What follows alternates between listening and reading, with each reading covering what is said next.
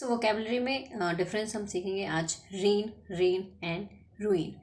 जो REIN reign होता है, इस रीन का मतलब होता है बेसिकली किसी को रोकना या कंट्रोल करना। ठीक है, तो हिंडर के जितने भी सिनोनिम होंगे वो उसके साथ जाएंगे।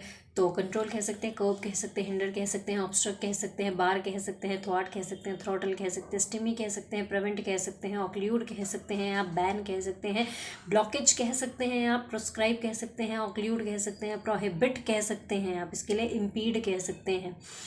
ठीक है, ब्लॉक भी कह सकते हैं ना।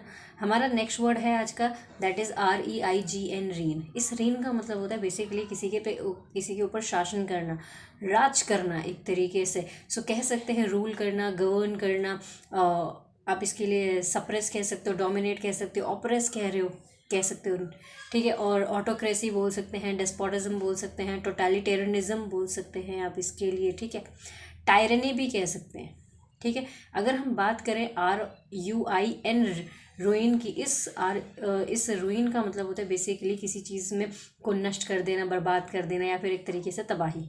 ठीक है, तो आप इसके लिए डिस्ट्रॉय कह सकते हैं, डिवास्टेट कह सकते हैं, आप डिवास्टेशन कह सकते हैं, डिमोलिशन बोल सकते हैं, आप रेक हैवॉक बोल सकते हैं, बेसिकली कैटास्ट्रॉफी बोल सकते हैं, आप कैटाक्लाइज्म बोल सकते हैं आप इसके लिए। ठीक है।